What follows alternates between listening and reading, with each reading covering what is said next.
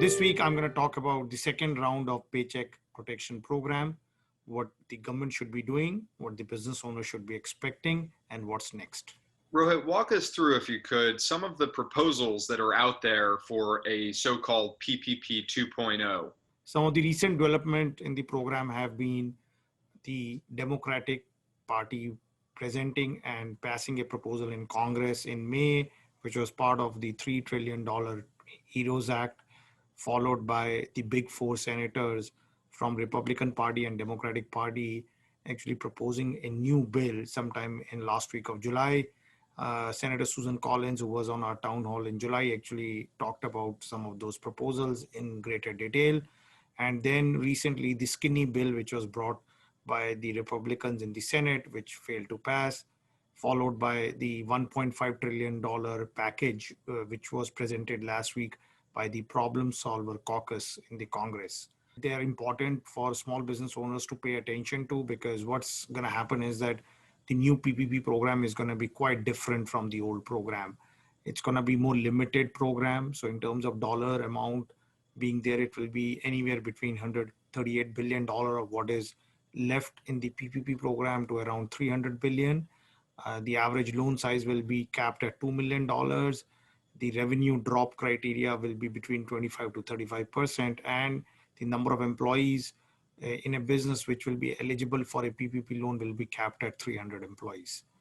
So it's a significantly different program from an administration perspective, but the objectives and the end results are going to be pretty same. Vista Credit has done a lot of independent research into how small businesses are responding to the current pandemic.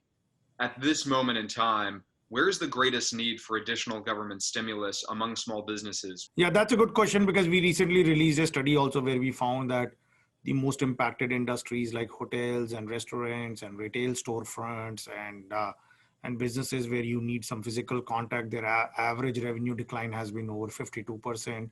It looks like second wave will come, and that's a bad news. That also makes it very imperative among the policymakers to come up with a plan very quickly.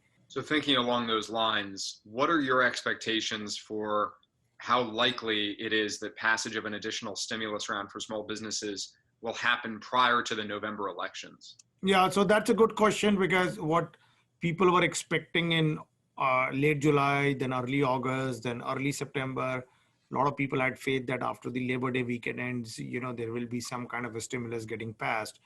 But unfortunately, they're not even having any serious conversations right now in Washington, D.C. So the more and more it looks like that any new stimulus will come only after the elections. What is going to happen, in my view, is that the current PPP program will get extended with the provision that's around $138 billion. And what the policymakers feel is that that money will help businesses to carry on for next 4 to 5 weeks till the elections happen. And after that, new stimulus money can come in. What's the current state of play with lenders right now?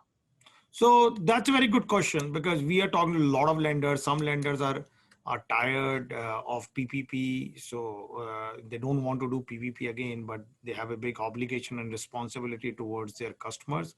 Some of them are still excited, but most of them are extremely worried. Why they are worried is because there is so much of confusion on PPP forgiveness. That confusion will not get sorted out till we get the next bill for PPP2.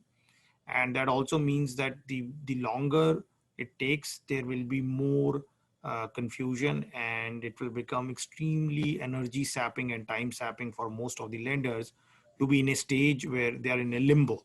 They don't know whether the next PPP is coming or not, what plan they should make.